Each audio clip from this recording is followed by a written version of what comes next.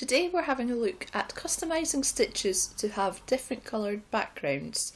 In addition to using different colours to represent different colours of yarn, Stitch Mastery charts can be coloured to provide extra clarity for the knitter.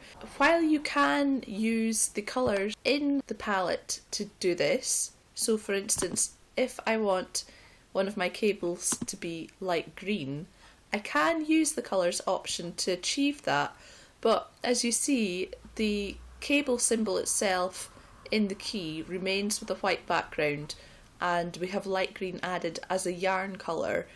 This may not be exactly what you're looking for, but you can use the Customising Stitches tool to do this. In order to edit or duplicate any stitches in Stitch Mastery, you need to have your own user stitch library, and this is because the default libraries can't be edited. It's very easy to set up your own user stitch library, and I've linked to another video in the description of this one which takes you through that process. I would suggest starting there. So as you learn in that video, creating a user stitch library is done in the Preferences option. Open Preferences, making sure that the drop down menu is open, choosing the Stitch Libraries tab, and I'm choosing a user library I've already created, and I'm going to come to Edit. And the cable I was working with there to turn green was the 1x1 right cross, so I have just used the filter option to type 1/1 to find the stitch easily. And here you have two options. You can either duplicate the stitch, which means that you can create, as I will do, a stitch with a green background but also keep the one with the white background in my library. So if I want to use a white background one in future, it will still be there. If you're sure that for all your patterns you always want this particular cable stitch to have a green background, you can use the Edit option. So we'll come to Duplicate and we get the Edit Stitch dialog. And as you'll see, it comes up with copy of 1x1 right cross. This dialog is otherwise exactly the same as what will appear if you click Edit instead. I'm going to change this to light green 1x1 right cross and then come into Edit Appearance. And the colours are edited here in the top. So you see we have background colour, and by default that is set to none, as in it takes the colour from the yarn. So a default chart in Stitch Mastery assumes that you're knitting with white yarn essentially, but if I uncheck this and click on the white rectangle, I can then go in and choose a different colour and have my background change. You'll also notice we have the foreground colour option, which has unchecked itself now, so you can either have it set to none and to automatically contrast with the background colour, or you can set the colour that you want. So for this video we'll choose a dark purple and that changes over. Click OK, and just to double check, this is saving in my 2-stitch cables drawer. I'll click OK, and we can see that the light green version has now been added to my stitch palette. One thing to note, I haven't actually put in an abbreviation, so let's pop back in and let's put 1x1 RC with. Did you spot that? When I've typed 1x1 right cross, the program alerts me to the fact that this is not a unique abbreviation, but I'm going to pop light green at the end. Hit OK, and we'll hit OK again, and apply and close. When we come to the 2-stitch cable drawer in the palette, the stitch is here straight away, and this is because I have my user stitch library set as the specific library for this chart already.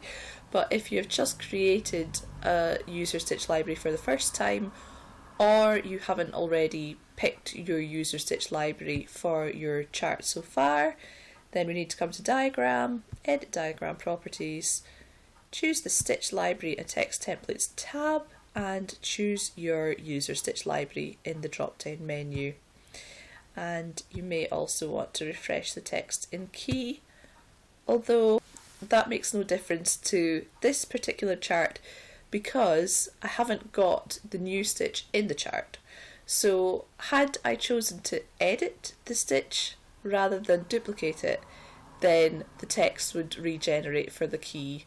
But what I will need to do is select my new stitch and replace the ones that I want to replace, but I don't have to do them all individually. So obviously you can see that we have this a few more times in the chart, but if I come to the original stitch in my key, select it and then hit delete, then because the stitch is already in the chart, Stitch Mastery alerts me to this fact and needs me to choose what will go in its place. So it won't allow me to just delete the stitch without telling it what I want to use instead. So I can choose my new cable, hit OK, and it replaces all of the stitches. And removed the symbol from my key. I can also just go through and tidy up these yarn colours, which I don't need. Just hit delete on both of those. For comparison's sakes, let's actually edit the other cable stitch rather than duplicating a new version.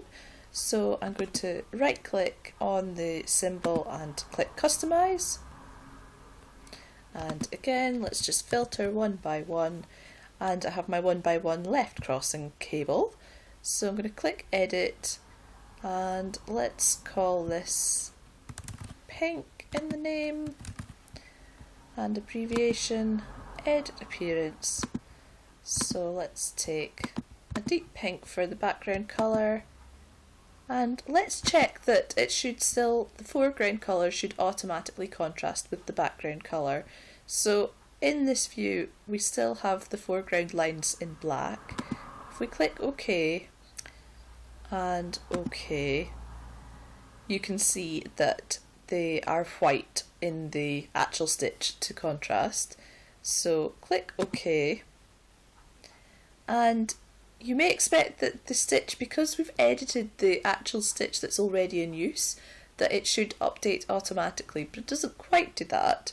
However, if we come back to the palette drawer and left click on this stitch to select it, it's now in our drawing tool, and we get this dialog opening up.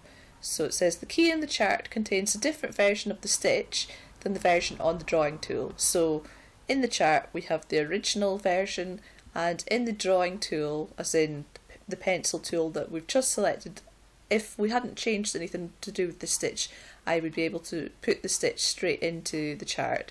So on the drawing tool we've got the pink version, and it gives me the option to choose which version of the stitch I want to use. So I'm going to stick with the drawing tool version, and it says if you choose the version on the drawing tool, then the key in the chart and all of the stitches in the chart will be updated. So that's what I want. Click OK and they automatically update. And as I mentioned, the foreground lines are in white to contrast.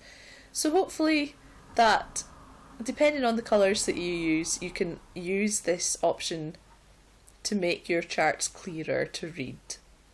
And one final thing to point out, if we decide that actually don't like this stitch the way I've customised it, come back into the customizing menu, find that stitch again.